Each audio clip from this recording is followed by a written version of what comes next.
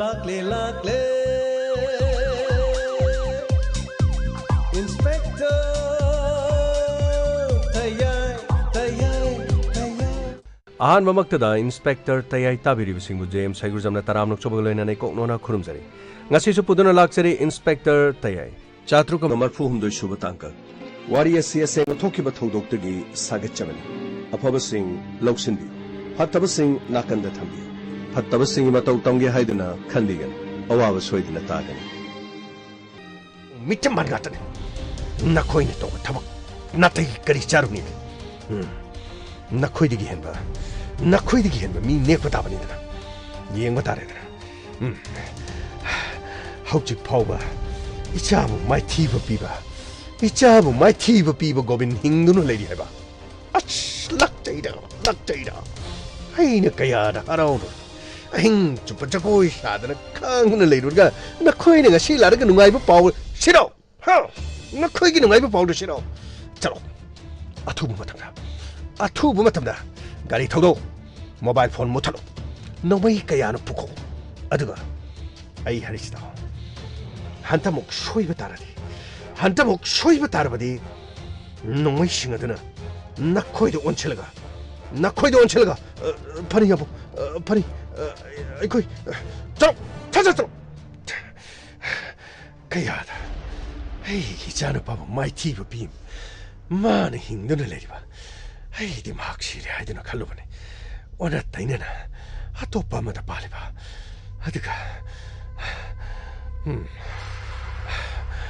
haujikti ai tumina khak lebi yaroi ai ningba thungdri ba yenba tare dara kanano police nakoyamo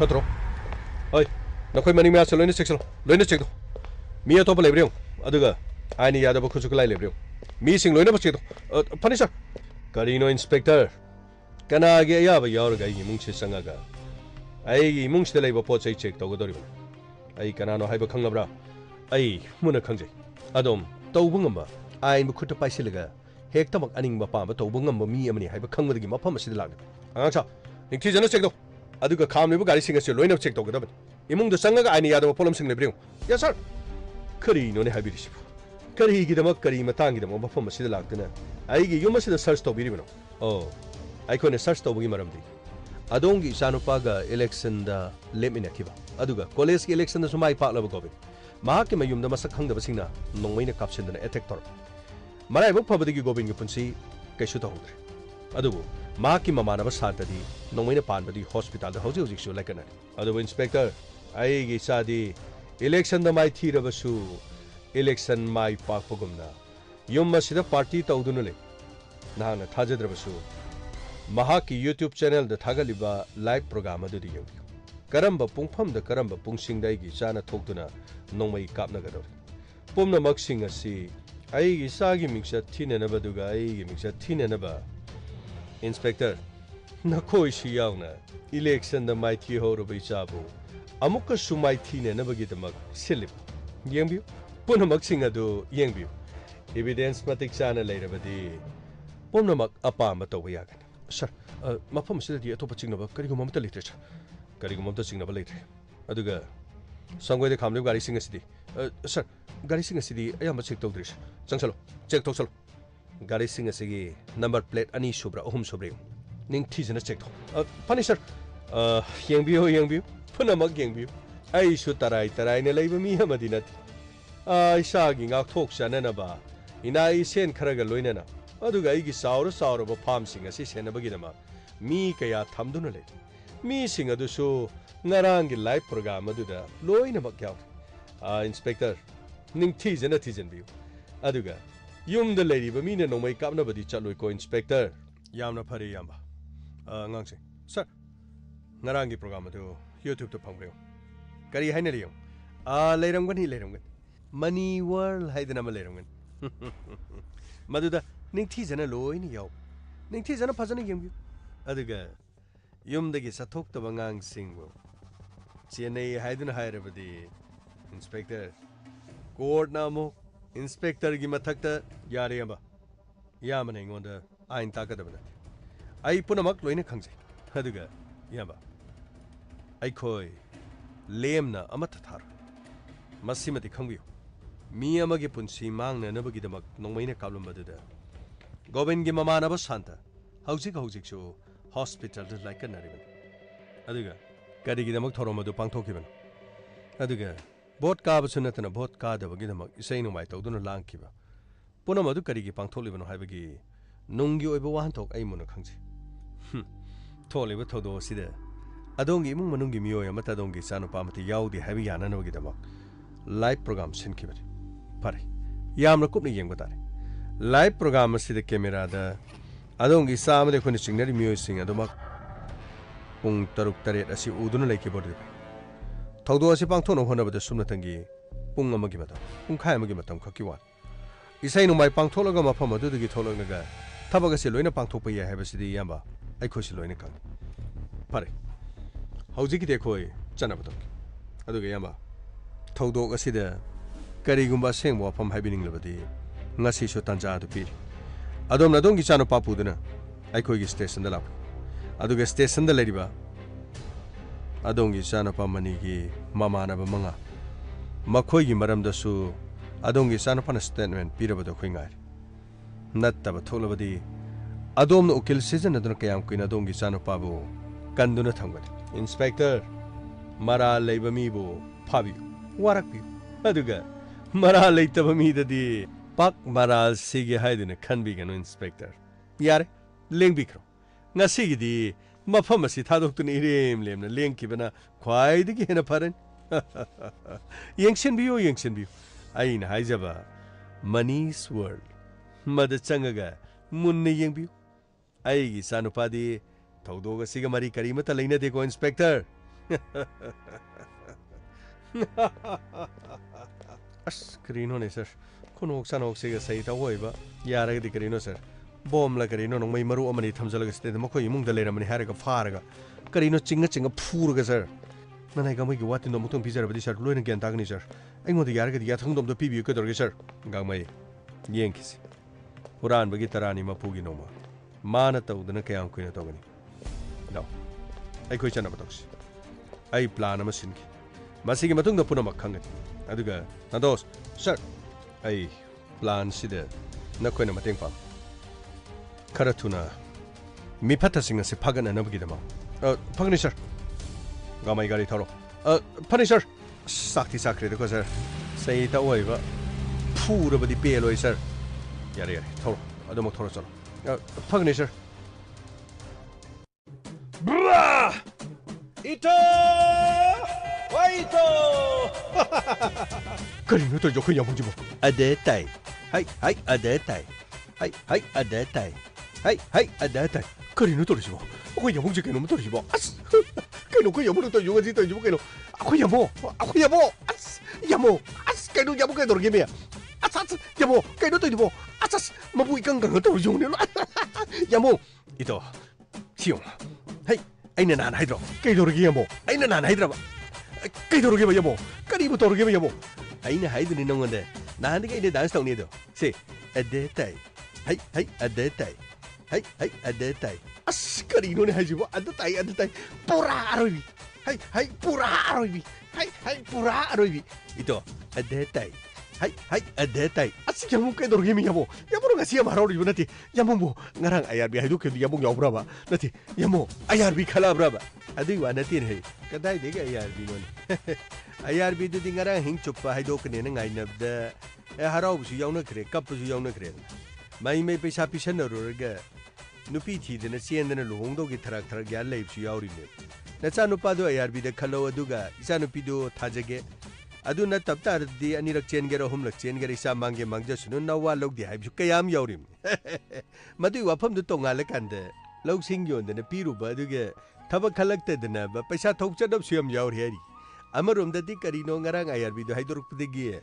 ahing no ngalam dai de kaur sien besu panem yauna dana ayuk ta phanem karino machin hangba machin haidok praibra kaino madu tawbusu phaniam yawi asi yamung sai tawoi ba paudi yamung da pora leramina akhoi yamung hai jini sai tawoi ba akhoi yamo nungsibana na khasai jab da sikcha kai hei na he kai ro he thu moram khangde nati yamo kari gino ba yamung na asi dance taw du kai gino ba nati yamung ga si dance taw du kai gino ba aina na hanu manong da hai duti nan kai di nang ne dance taw lakuni du nong mudai na taw ni na in haidro ngasi dai dance taw rin yam cheng na hairabdi landa bai sidi matam puno mutam mai pak aran badana bu mai thibai wan yengdi yeng hoji aran ba singna mai thirak paduga longda tab sing long thek thek dorim loina mang mathang yengo landa bai sidi landam ni na du mai pai dana yengo yong sidek di achu mana ne mai pakhalak padai ba aran bam te lenga moi dorim nathi yamo karino ba yamo no ngari su karino ba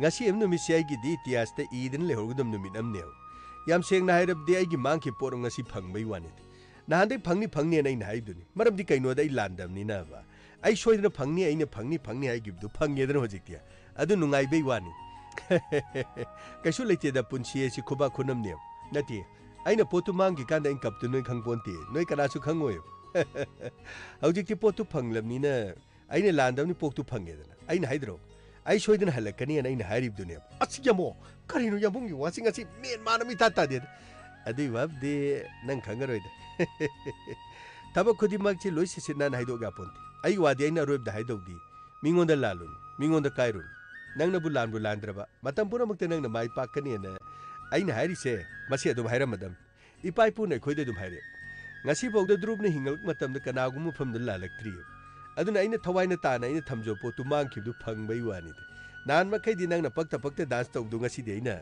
ning sin ni khaire ga ina dance taw grin ha aina dance taw du nang hai pepu nang nam hobru kamai taw ge achi yamo matiem ta nam je ke dorge yamo matiem ta dance taw bi ke dorge yamo che please yamo please matiem ta please yare da nang na marola ma ai bu nong na taw gi taw rib do yamo se please na na taw ge se bra yamo hai ade tai ade tai yamo as pura lore chi yamo gi da si sai to tharoi ninga bi ne le rai gi ondar ko ga chamane kariye ba yare dor ga to ge ai na harau rip chi nang di karim yaudra male yamo poje ba ga hai bi ke dor ge yamo o to puri ko sai pura roi bi yamo phare adu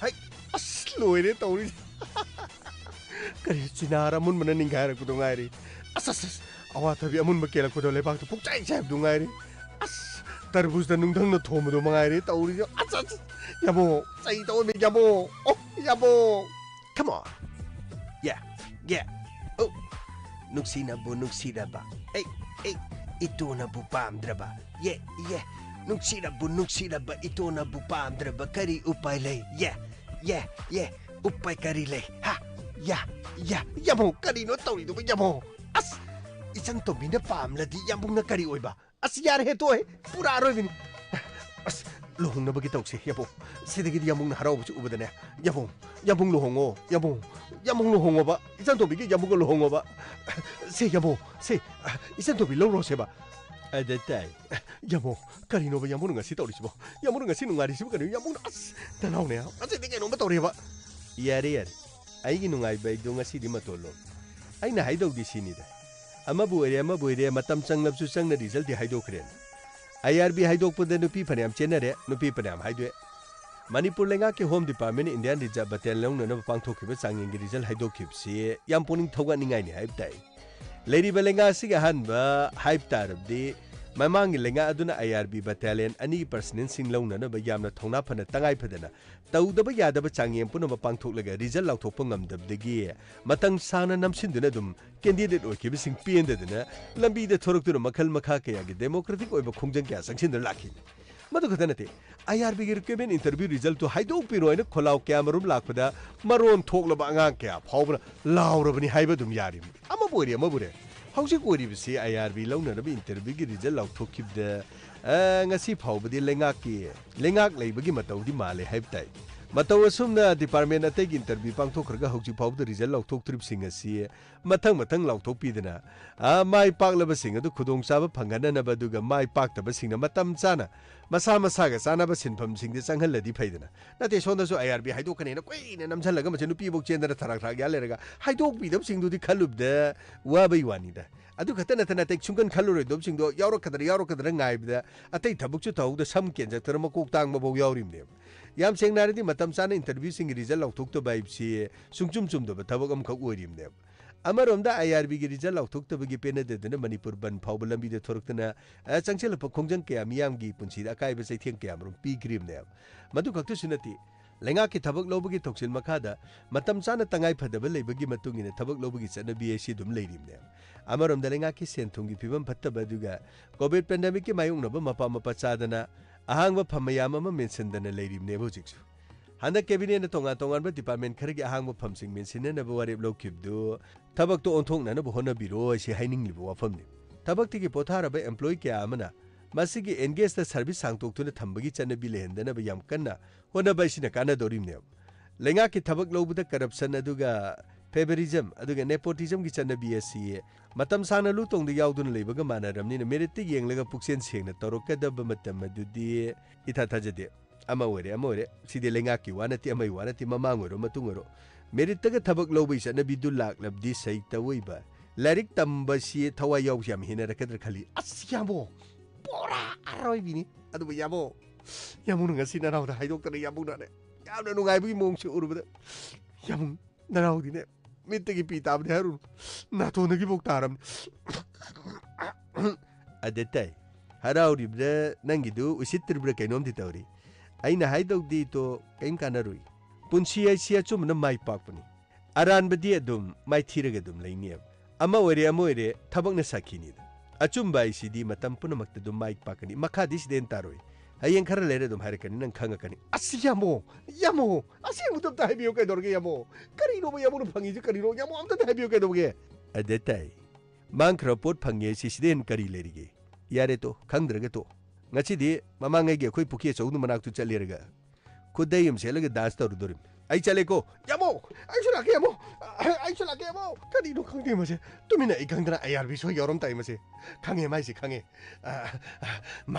magi mabaina police hoiba bana IRB hoiba khange nahan ge koi olaga paisa tungjalaga tham maga tori do so aidra IRB yobo rom gani IRB khalab gi natro yamo nang tori do o nat hai ai dine mang ki ba pon ma phanggi ni ko kanaroi ai na hari sini leba mucha sa aran me to guno chum da to hei jugali ne mapu sab di kaisu hoi be aroi wahong na ne kwang na ne kwang ni wahong ni matu to kwak ta thesa lagare wahong oi badi kaidau ngai de yaroi he sungoi oi roi hai sini kari no kai yamung chibo nang kai ke mana da khang ni dra mana I khangdana masi khange lona IRB yawo rangani masi mana karang dia marau jas khangni dra pora aroi bine khang aseng badi khangi gebra khangni tinaraga mara kari guma IRB ga khan kraba khangni aishuba bidi beti yawgani aichu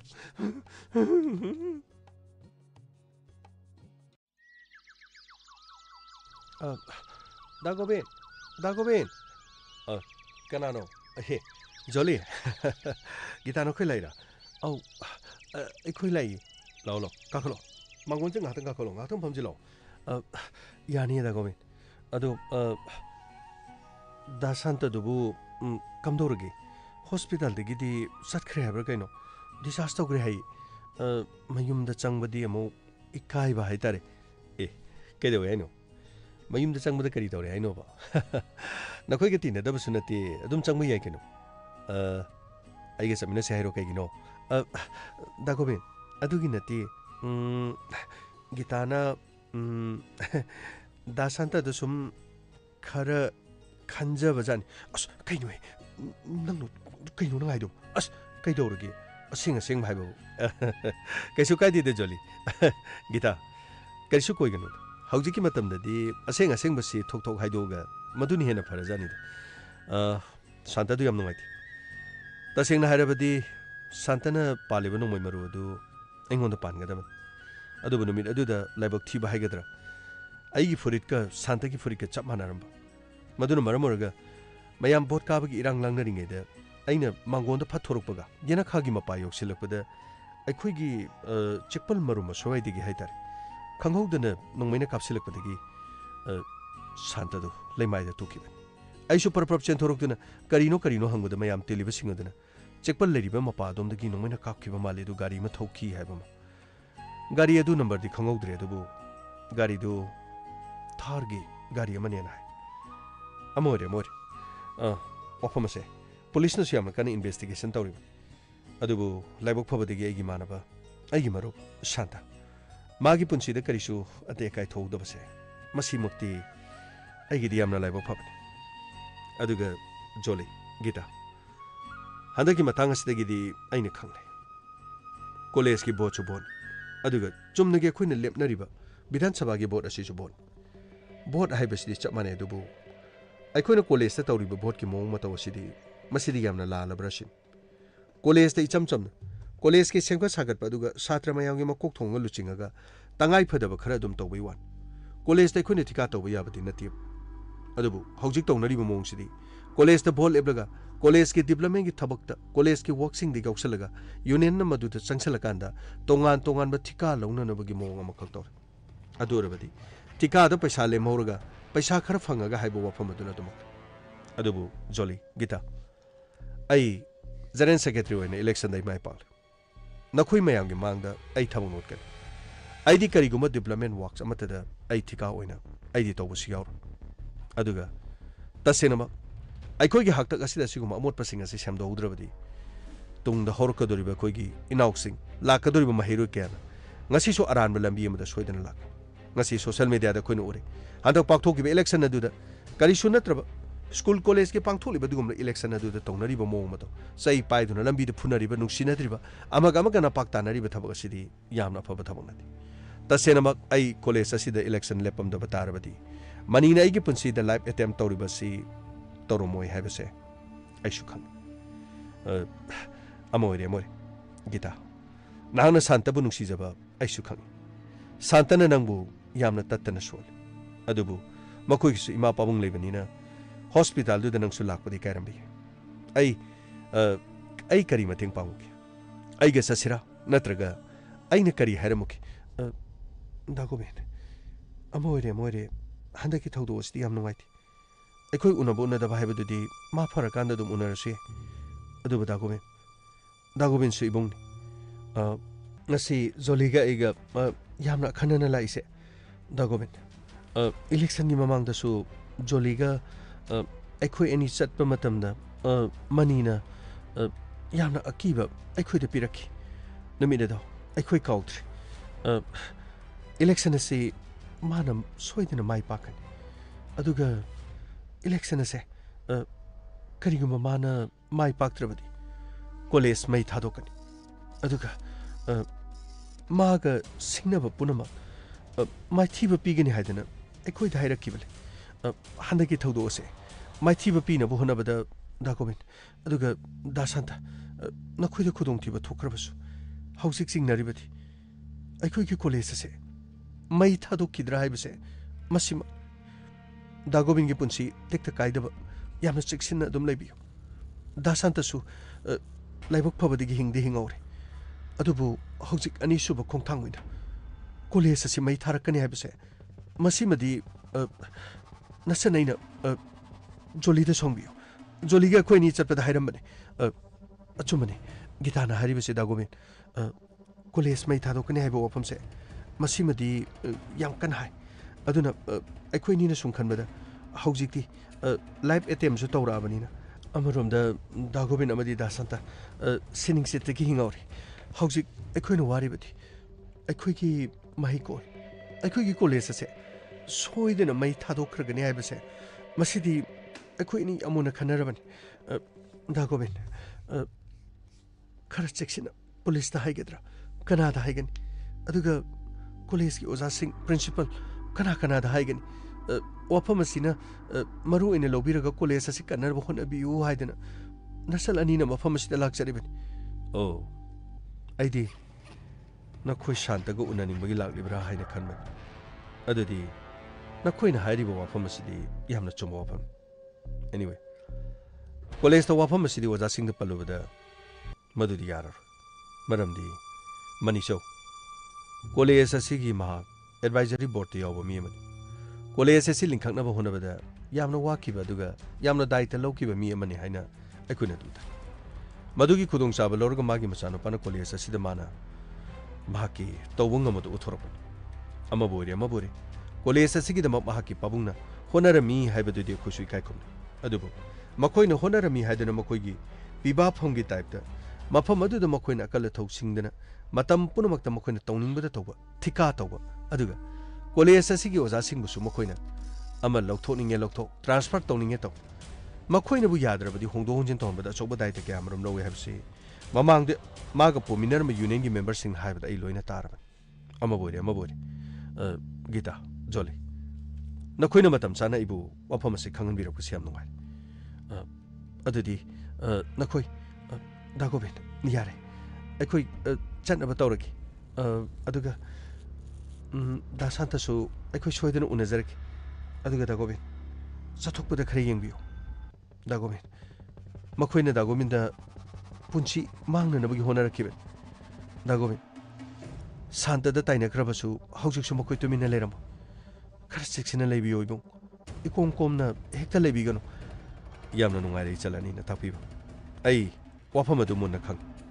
Aishu, Saganate, Dugumarumo Pangsi.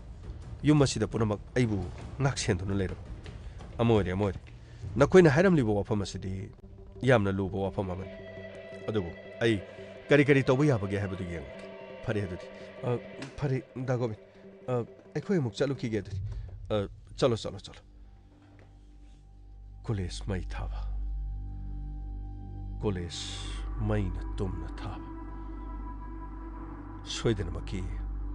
Asumbo Wapamoyan. Shanlanis in Haramli Wapam, Tarai Nelofam Tokti. Adura the Carito. Coles a sea main is sucked and never get him. Ut on kid and never get him. Kontanga the Lokatabayara. Green on a quasars is ungana don't palm than a leg in green.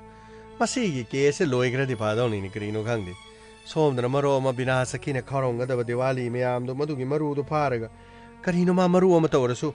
Supan Brasahan Bracarino to get over him. Som the Nupi sings in a Diwali, the Matawai Yaro Kibas and a Yaro Kibas and Labor Yadri Carino Kandi. You legalized to keeping Marola Macaramana open the Togalapuki Marola Macrino Kandi. Som the Marola Macoles elects and Loikraso.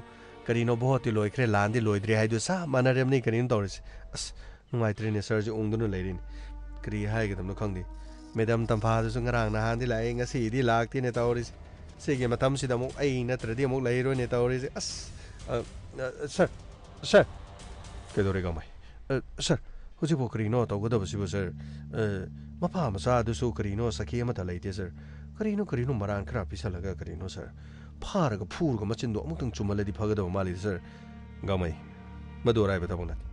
Mibu, Hectomagi Kunaching had in a Paraga Purga Tobayabanat. Amore. Makoigi Sangui de Lehoriba Garising.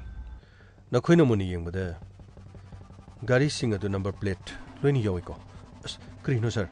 Number plate Luini Yo in sir. Adudi Garising ado. I know photo capo I did no capobra. Sir, Santos no photo in a company, sir. Aduga, sir. Santos na Carino, we group the man a share to bigi. I wanted the young on sir. Carrying the governor, sir. I show group to Sanga Yankee. I'm the Yankee. Sir, Carino Garido Mocoid, SUB Sulay, Carino, Tar have a Garido Somalay, Carino.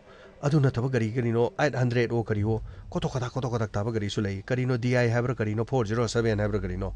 Atusulay, sir. Amore. How's you poverty? I couldn't make YouTube channel to the young with the Money Sogi Masano Pamani. Mahak dance to the Notamale. Makoy among the season at Riva, Pagitung and Mamio Yamaso dance to them. Adubu Mato Karam Gobin Gum the Lalaga, Canada no win a cable. Angapamadi. Mapama do the show. Location over number, Signaba Matalati. Anyway, Tabaga City Yam, Hay Singna, Plan Toroka Panto Tabakamati show the Noigadoriman. Sir, Adubdi, Macoin and you have the Dum Kang of it. We nest late Tabagi one in the sir. Gamay, Neko. Sigi Garina Bird. Still some money in the quick control. Krino sir, gari number sa mana have you sir. Sidi yori gari siga. Sidi uri gari siga. Si tangnana libu gari si number plate ani si sa mani sudro. Sir, sidi gari ani si sa mana ini sir. Aduni. Sidi uri gari ani si number plate chap mana riba sinadi. Gari si number plate hong to hong jin tawduna chale habani. Masigi maram na kari. Sir, masidi mako imung dudi adum soidana oirani de sir. Masidi ki karino marang khar piragi yaro idar sir. Gaumai. Si orabadi. Aikoi gi information thadok tabiya. Karino habadi amna kupna thibagi tangai phadaba ma khole. Karino sir. Asigi karino election ka ki bangang chamung lai ni sir. Kadai. Sir, tu asida leire sir. Kaigno malai sina. Kaido ba yoro jano. Yamna pakhana hatu tu laida. Sir, ai laksari sir. Kaido re goben. Kari lere. Sir, yamna marui ba paw mukha. Kari paw. Sir, college amuk mai thaba. Kaino haisibo. Haujo jino khoi college amuk mai thakhra ba haisibo. Nati sir. College asi mai thargani haibagi paw ma. Karamba paw. Nangoda wafam adu kanana hairapa. Sir, aiki election lep nariba. Money. Mahana election gi manungda vote khomada Gita amadi magi mamanabi jolida. Karigumba college ki vote asi mahana karabadi bai. College ki vote asi kadrabadi college mai thadokani. Aduga maga lamba nariba singsu khutthagani. Sir, aingoda khutthare. Aduga aigi imanaba santasu soktuna lai. Sir, haujikti magi makha tarakpa plan asi college pu mai thaba soitri. Sir, soidana maki election asidaga mai pakta bagore. Aikhoigi mahiko. Aikhoigi college asu mai thakrabdi sir.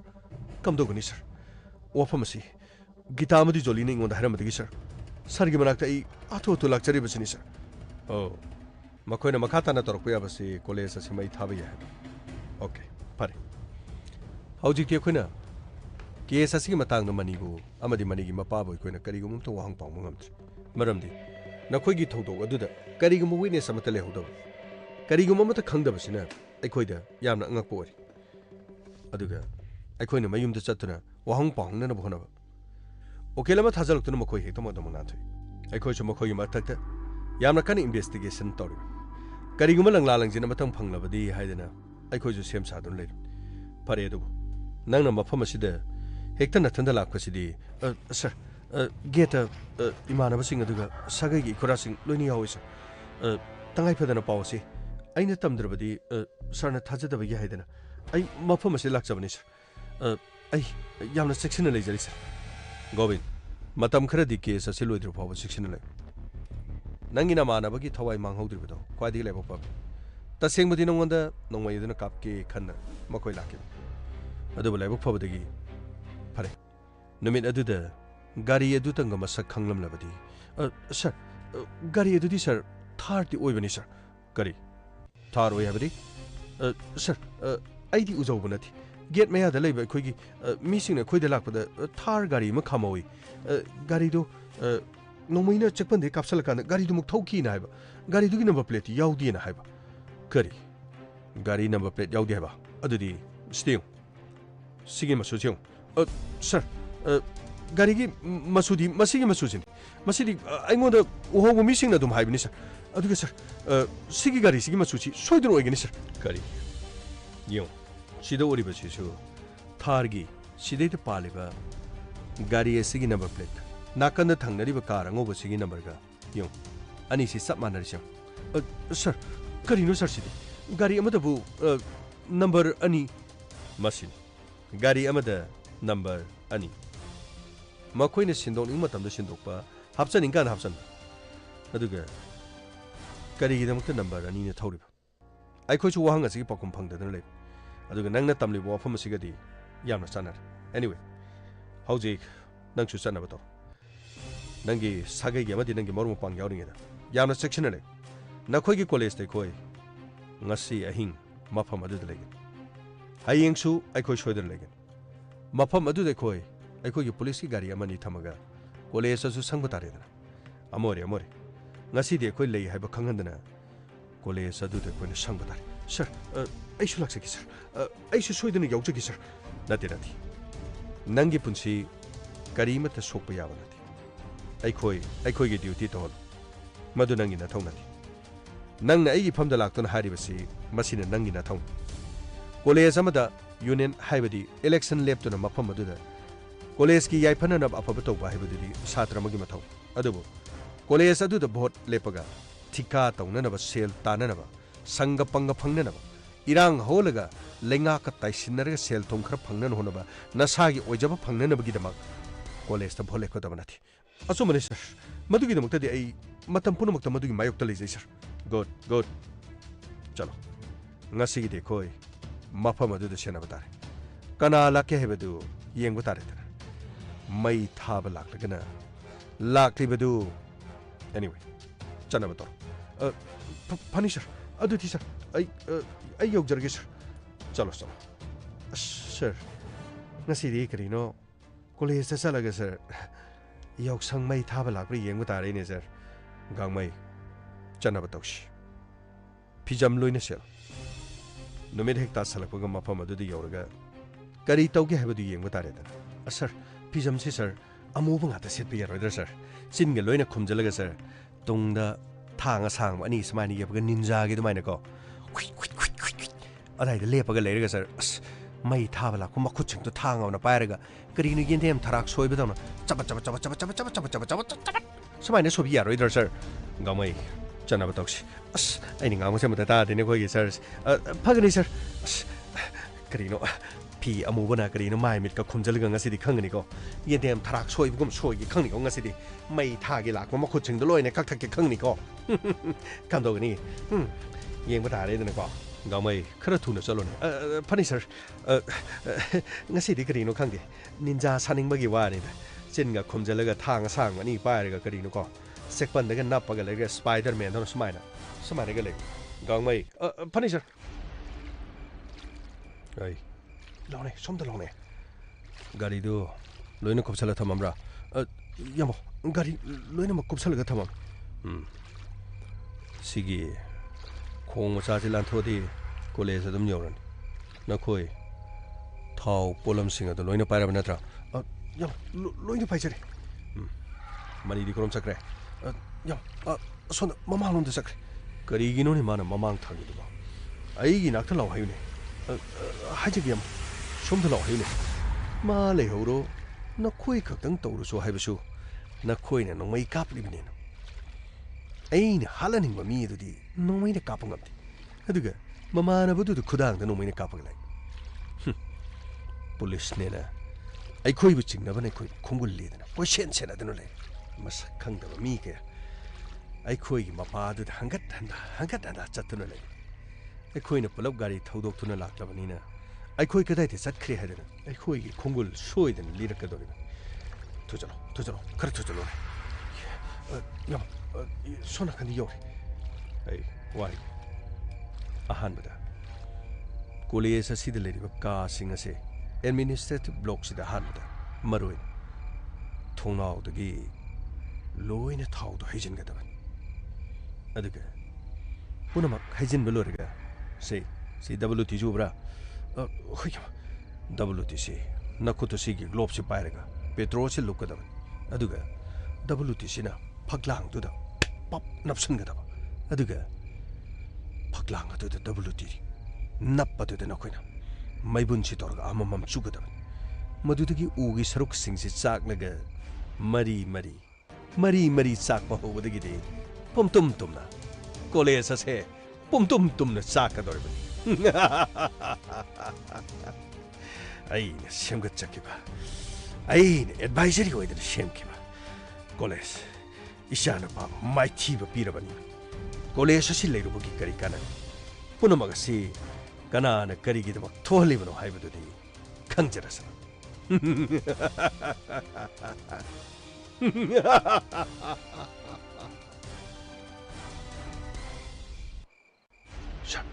Sir ꯑꯁꯤꯗ ꯀꯔꯤꯅꯣ ꯃꯤ ꯑꯃꯨꯕꯁꯤꯗ ꯃꯤ ꯇꯞꯅ ꯂꯥꯛꯄ ꯑꯣꯏꯔꯦ sir ꯉꯥꯏꯈꯣ ꯑꯝꯇ ꯉꯥꯏꯈꯣ ꯍꯩ ꯚꯤꯃꯣ sir Rahul sir ꯅꯈꯣꯏ ꯔꯦꯗꯤ ꯂꯩꯔꯤꯕ꯭ꯔꯥ ꯁꯟꯇꯣꯁ ꯁꯔ ꯂꯣꯏꯅ ꯂꯩꯖꯔꯦ ꯁꯔ ꯑꯩ ꯋꯥꯏꯒꯦ ꯃꯈꯣꯏꯅ ꯃꯈꯨꯠꯇ ꯄꯥꯏꯔꯛꯂꯤꯕꯁꯤ ꯀꯔꯤꯅꯣ ꯍꯥꯏꯕꯗꯨ ꯃꯨꯟꯅ ꯌꯦꯡꯈꯣ ꯊꯥꯎ ꯑꯣꯏꯔꯕꯗꯤ ꯊꯥꯎ ꯍꯦꯛ ꯍꯩꯈꯤꯕꯒ ꯑꯩꯈꯣꯏ ꯅꯣꯡꯃꯩ ꯑꯃꯇ ꯀꯥꯞꯄ ꯌꯥꯗꯦ ꯅꯣꯡꯃꯩ ꯀꯥꯞꯂꯨꯔꯕꯗꯤ ꯁꯣꯏꯗꯅꯃꯛꯀꯤ ꯊꯥꯎ ꯑꯁꯤ ꯃꯩ ꯍꯧꯔꯛꯀꯅꯤ ꯊꯥꯎ ꯑꯁꯤ ꯍꯩꯗ꯭ꯔꯤꯉꯩꯗ ꯃꯈꯣꯏꯕꯨ ꯑꯣꯚꯔꯄꯥꯋꯔ ꯇꯧꯔꯒ ꯃꯈꯣꯏꯕꯨ ꯐꯥꯅꯕ ꯍꯣꯠꯅꯒꯗꯕꯅꯤ ꯑꯁ ꯁꯔ ꯀꯔꯤꯅꯣ ꯊꯥꯎ ꯀꯔꯤꯑꯣ ꯌꯥꯎꯔꯤꯉꯩꯁꯤꯗ ꯀꯔꯤꯅꯣ ꯅꯣꯡꯃꯩꯅ ꯐꯔ ꯀꯥꯞꯁꯜꯂꯒ ꯀꯔꯤꯅꯣ ꯃꯣꯏ ꯃꯩꯗꯣ ꯂꯣꯏꯅ ꯆꯥꯍꯜꯂꯒ ꯎꯠ ꯑꯣꯜꯍꯟꯕꯗꯤ ꯀꯔꯤ ꯀꯥꯏꯒꯦ ꯁꯔ ꯒꯥꯡꯃꯩ ꯃꯗꯨ ꯌꯥꯔꯣꯏꯅꯦ ꯃꯈꯣꯏ ꯍꯤꯡꯅ ꯐꯥꯒꯗꯕꯅꯤ ꯃꯁꯥ ꯃꯁꯥꯒꯤ ꯃꯔꯥꯜ ꯑꯗꯣ ꯃꯈꯣꯏ ꯃꯆꯤꯟꯅ ꯌꯥꯔꯦ ꯍꯥꯏꯖꯒꯗꯕꯅꯤ ꯑꯗꯨꯒ ꯃꯈꯣꯏꯅ ꯇꯧꯖꯈꯤꯕꯗꯨꯒꯤ ꯃꯈꯣꯏꯒꯤ ꯃꯗꯨꯒꯤ ꯄ꯭ꯔꯥꯏꯖꯤꯠ ꯃꯈꯣꯏꯅ ꯐꯪꯖꯒꯗꯕꯅꯤ ꯑꯁ ꯁꯔ ꯃꯇꯝ ꯃꯥꯡꯅꯕꯅꯤꯗ ꯄꯔꯦꯡ ꯂꯦꯞꯍꯜꯂꯒ ꯑꯗꯨꯝ ꯀꯔꯤꯅꯣ ꯊꯣꯛ ꯀꯥꯞꯊꯣꯛꯄ꯭ꯔꯥ ꯀꯔꯤꯅꯣ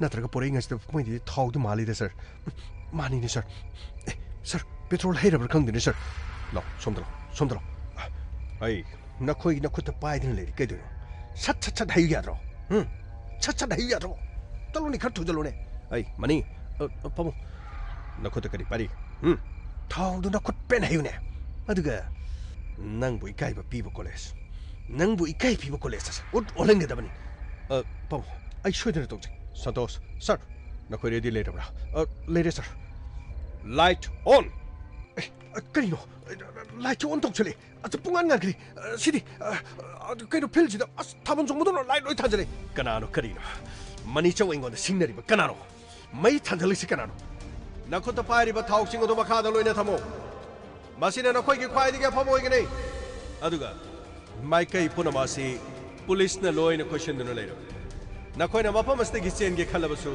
ꯅꯊ꯭ꯋꯥꯏ ꯃꯥꯡꯒꯗꯕꯗ ꯃꯉꯥꯏ ꯏꯟꯁꯄꯦꯛꯇꯔ ꯀꯔꯤꯒꯤ ꯂꯣꯜꯂꯤ ꯃꯥꯡꯗ ꯊꯣꯛꯂꯛꯎ ꯅꯔꯦꯟ ꯂꯩꯔꯕꯗꯤ ꯃꯥꯡꯗ ꯊꯣꯛꯂꯛꯎ ꯅꯈꯣꯏꯅ ꯀꯔꯤꯒꯤꯗꯃꯛꯇ ꯁꯤꯡꯅꯔꯤ ꯑꯩꯈꯣꯏꯅ ꯄꯥꯡꯊꯣꯛꯀꯦ ꯈꯟꯕ ꯊꯕꯛ ꯑꯁꯤ ꯀꯔꯤꯒꯤꯗꯃꯛꯇ ꯅꯪꯅ ꯑꯩꯈꯣꯏꯗ ꯑꯌꯦꯠꯄ ꯄꯤꯔꯤꯕꯅꯣ ꯀꯣꯂꯦꯖ ꯑꯁꯤ ꯂꯤꯡꯈꯠꯅꯕ ꯍꯣꯠꯅꯕꯗ ꯑꯩꯒꯤ ꯑꯆꯧꯕ ꯊꯧꯗꯥꯡ ꯌꯥꯎꯈꯤ ꯅꯪ ꯈꯪꯕ꯭ꯔꯥ ꯉꯁꯤꯗꯤ ꯑꯩꯒꯤ ꯆꯥꯅ ꯃꯥꯏꯊꯤꯔꯕꯅꯤꯅ ꯀꯣꯂꯦꯖ ꯑꯁꯤ ꯂꯩꯔꯨꯕꯒꯤ ꯀꯥꯟꯅꯗꯦ ꯃꯤꯁꯇꯔ ꯃꯅꯤꯆꯧ ꯅꯪꯒꯤ ꯃꯇꯝ ꯂꯣꯏꯔꯦ ꯌꯣꯔ ꯒꯦꯝ ꯏज ꯑꯣꯚꯔ ꯅꯍꯥꯛꯀꯤ ꯅꯆꯥꯁꯤꯡ ꯑꯃꯗꯤ ꯅꯍꯥꯛꯀꯤ ꯈꯣꯡꯂꯣꯏ ꯄꯨꯝꯅꯃꯛ ꯑꯩꯈꯣꯏꯗ ꯂꯣꯏꯅ ꯆꯪꯖꯔꯨ ꯅꯈꯣꯏꯒꯤ ꯒꯥꯔꯤ ꯊꯥꯔ ꯃꯄꯥꯟꯗ ꯂꯩꯔꯤꯕꯁꯤ ꯑꯩꯈꯣꯏꯅ ꯃꯨꯟꯅ ꯆꯦꯛ ꯇꯧꯔꯕꯅꯤ ꯒꯥꯔꯤ ꯅꯝꯕꯔ ꯄ꯭ꯂꯦꯠ ꯑꯃꯅ ꯒꯥꯔꯤ 2-3 ꯁꯤꯖꯤꯟꯅꯕ ꯑꯗꯨꯒ ꯊꯧꯗꯣꯛ ꯊꯣꯛꯄ ꯅꯨꯃꯤꯠ ꯑꯗꯨꯗꯁꯨ ꯊꯥꯔ ꯒꯥꯔꯤ ꯑꯁꯤ ꯁꯤꯖꯤꯟꯅꯩ ꯍꯥꯏꯕ ꯑꯩꯈꯣꯏꯅ ꯈꯪꯂꯕꯅꯤ ꯅꯈꯣꯏꯒꯤ ꯃꯇꯝ ꯂꯣꯏꯔꯦ ꯑꯩꯈꯣꯏꯗ ꯆꯪꯖꯕꯅ ꯅꯈꯣꯏꯒꯤ ꯈ꯭ꯋꯥꯏꯗꯒꯤ ꯍꯦꯟꯅ ꯑꯐꯕ ꯑꯣꯏꯒꯅꯤ ꯃꯗꯨ ꯅꯠꯇꯕ ꯇꯥꯔꯕꯗꯤ ꯑꯩꯈꯣꯏꯅ ꯈꯨꯠ ꯊꯥꯔꯛꯂꯕꯗꯤ ꯑꯐꯕ ꯑꯣꯏꯔꯣꯏ ꯊꯥꯎꯁꯤꯡꯗꯨ ꯃꯈꯥꯗ ꯊꯝꯃꯣ ꯂꯥꯎ ꯃꯅꯤ ꯁꯣꯝꯗ ꯂꯥꯎ ꯏꯄꯥꯒꯤ ꯅꯥꯛꯇ ꯂꯥꯎ ꯆꯦꯜꯍꯧꯅꯕ ꯇꯧꯁꯤ ꯂꯥꯎ ꯑꯩꯈꯣꯏꯅ ꯆꯦꯟꯒꯅꯨ ꯍꯥꯏꯕꯗꯤ ꯌꯥꯗ꯭ꯔꯕꯅꯤꯅ ꯈꯨꯠ ꯊꯥꯕ ꯇꯥꯔꯦ ꯁꯔ ꯌꯥꯔꯒꯗꯤ ꯑꯦꯀꯦꯅ ꯐꯔ ꯀꯥꯞꯄꯒ ꯑꯗꯨꯝ ꯍꯜꯂꯒꯦꯕ ꯁꯔ ꯒꯥꯃꯩ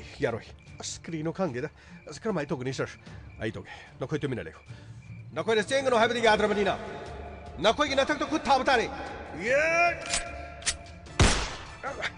चलो चलो ꯈꯣꯡꯗ ꯄꯥꯜꯂꯦ ꯄꯥꯕꯨꯡ ꯈꯣꯡꯗ ꯄꯥꯜꯂꯦ ꯀꯔꯤ ꯏꯆꯥꯕꯨ ꯈꯣꯡꯗ ꯄꯥꯜꯂꯦ ꯏꯆꯥ ꯈꯣꯡꯗ ꯄꯥꯜꯂꯦꯕ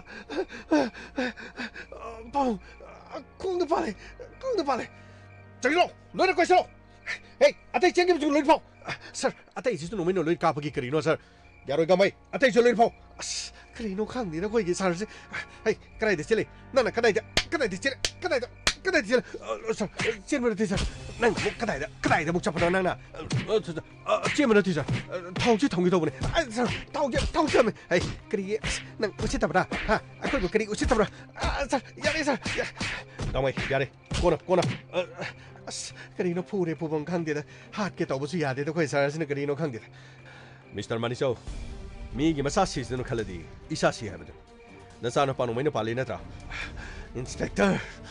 inspector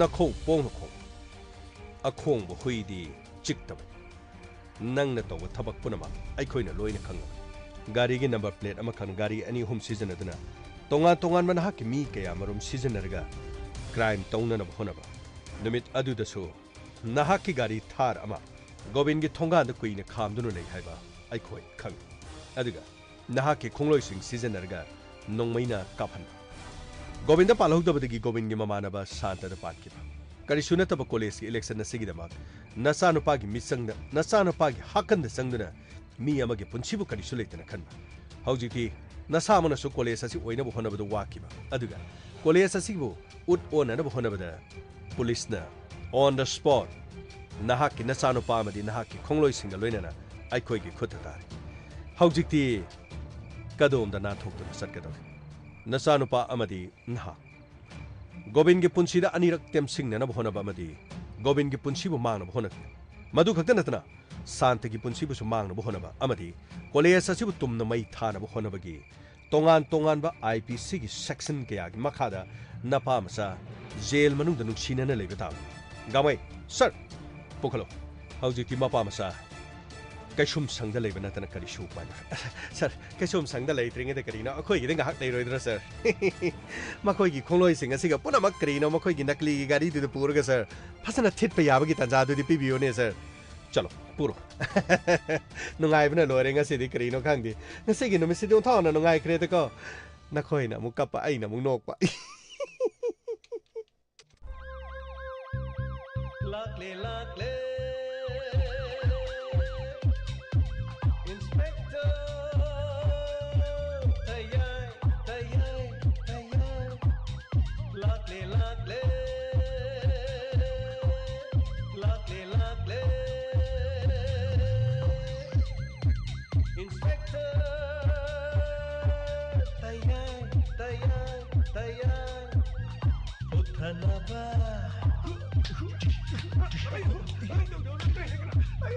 Kanbinaba. Thank you, sir. Welcome. Uthanaba. Kanbinaba.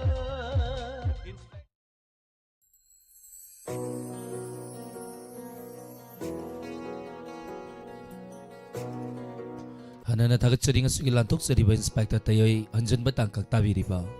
Mayana pibirapa feedback amari comment tak napasagi. Joy Sanggol Sam Sir TAYAI yamna nungai na takpirapa tagatsari Lalita Yengkong tagatsari ngangbito nong thombam Koirom Robindro tagatsari tarom saruya birapa sanayai biwaka ZK Kuman Gopan tagatsari ning thongsam inakun bi once again tagatsari Lalita Yengkong once again Padama Devi Sabitri Latonzam tagatsari Berjesori Takal Sambang sanayai biwaka tagatsari tarom saruya birapa Tommy Macha Mutum Rana Birwang Kem Santi Laisram Gaida Lupamai Longzam Saning Kombi Tagachari Paung Zen Takumar Wariasi Am Nafaziki Ngasigi Inspector TAYAI 683 Wariasi Haningai Laita Nafazay Tapirapa Tagachari Idam sa Renu Toizam Wari Hanjin Ba Yam Nafazay Tagachari Sarbo Hanana Tapirapa Tagachari Indema Itema Mandaya Langbam Tagachari Taram Saruya Birapa Romita Tiam Thank you, Taram Sarya Binapa. Isa yung makudol tamjage, Taram masigi makatarak pa entertainment program gina magta umes amadi olen sapam na maya mukhaurang ng haideno laseri. Next best na lapiyo, entertainment program gina ma. Isa kudol tamjari Inspector TAYAI tangkak tayaw kiba isa ni kudol tamjari maya po na tamin na si isa ibu sa liba James Haikuza.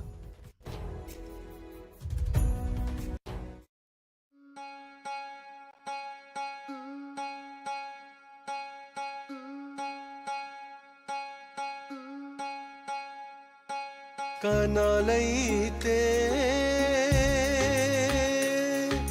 Aikhoigi Chechenatana Chechenatana Oh Chechenatana Kanalaite Aikhoigi Chechenatana Chechenatana Oh Chechenatana Laira Bamapo Oirubana Kanalai Jade Aikhoy Gidi Taibang Sida Ichenatana Ichenatana Oh Ichenatana Taibang Ase Aigidi Amambalambi Oh Amambalambi Kanalaite Aikhoigi Chechenatana Chechenatana Oh Chechenatana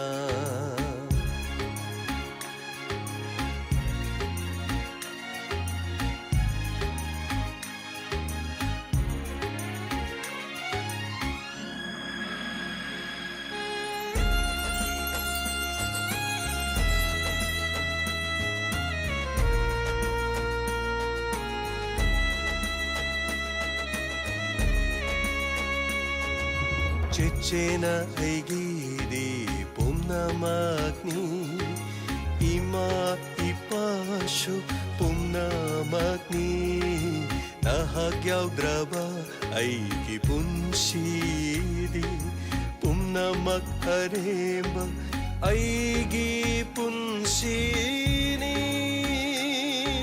Kanalayte ay ko'y Chechenatana, Chechenatana, oh Chechenatana, Ichenatana, oh Ichenatana.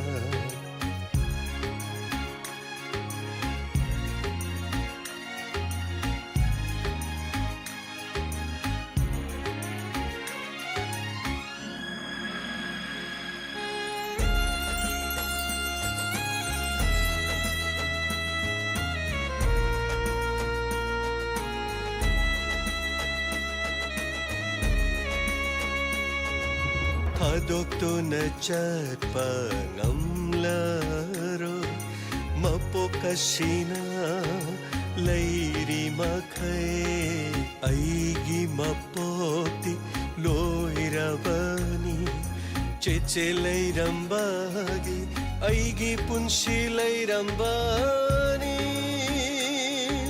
Kanalayte ay ko'y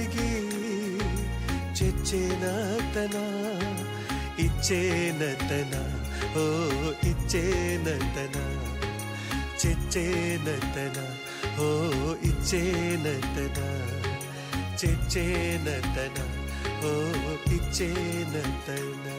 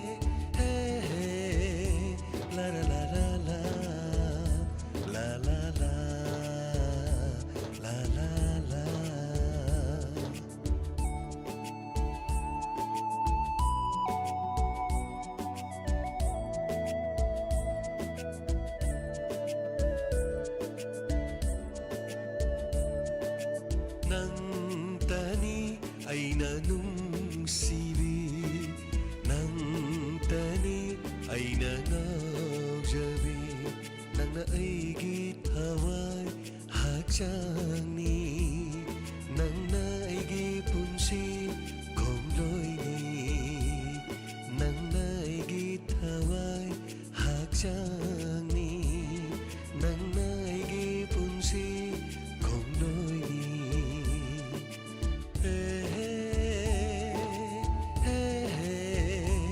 La la la la la la la la la la la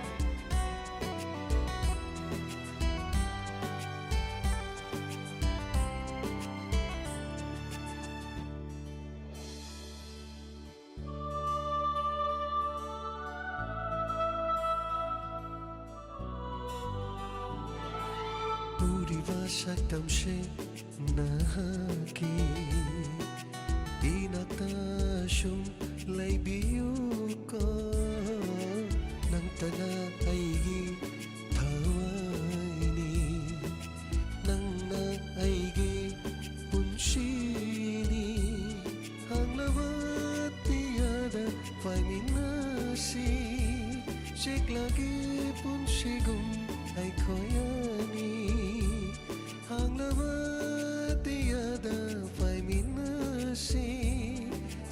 ꯊꯥꯖꯒꯦ ꯄꯨꯟꯁꯤꯒꯨꯝ ꯑꯩꯈꯣꯏ ꯑꯅꯤ ꯅꯪꯇꯅ ꯑꯩꯒꯤ ꯄꯨꯟꯁꯤꯅꯤ ꯊꯥꯖꯒꯦ ꯊꯋꯥꯏꯁꯦ ꯅꯨꯡꯁꯤꯕꯤ ꯅꯪꯒꯤ ꯅꯪꯇꯅ ꯑꯩꯒꯤ ꯄꯨꯟꯁꯤꯅꯤ ꯊꯥꯖꯒꯦ ꯊꯋꯥꯏꯁꯦ ꯅꯨꯡꯁꯤꯕꯤ ꯅꯪꯒꯤ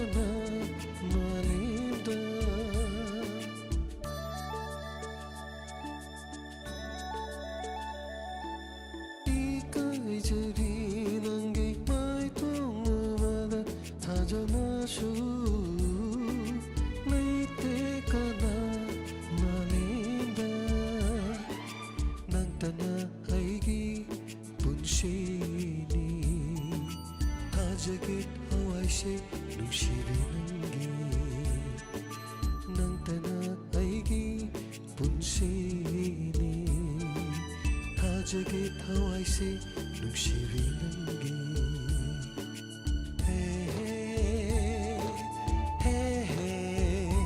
ला ला ला ला ला ला ला ला ला ला ला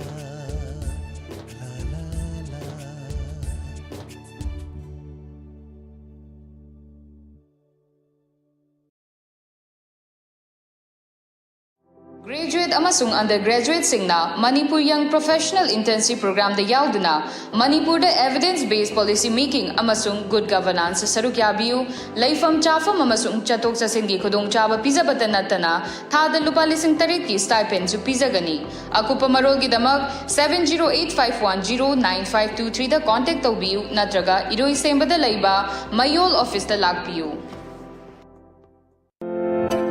Bright Career Hostel Boarding Camp Tutorial Center for Class 11 and 12. Ghari Awang Lekai, Imphal West, Manipur. Bright Career Hostel Boarding Camp Tutorial Center Sida Class 11 amadi 12 ki Mayuru Singidam Kudong Chaba Kamarum P.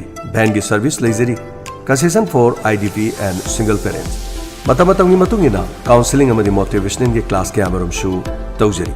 Mafam asida experience leirabamadi ningthizana train torbo oza singna subject khudimaki tapi tambiri akangaba sit masing khara khatani ahanba lakpada khudong chaba pizari mafam asida CCTV ki surveillance thamduna yamna section namai masing tambiri hostel ase Harvard Messi Comet extra is HRD Imphal Belly na chingba mafam singi akoibagi mayaida leiba hostel amani mafam asi education gi hub oibana larik laisuda thawai yoba satri singi dama khwaidigi khudong charaba hostel amani atuba matamda contact tawbiyo akopa marol gidama 8732081450 loinana 8732068897 Bright Career Hostel Boarding Camp Tutorial Center Gari Awang Lekai Imphal West Manipur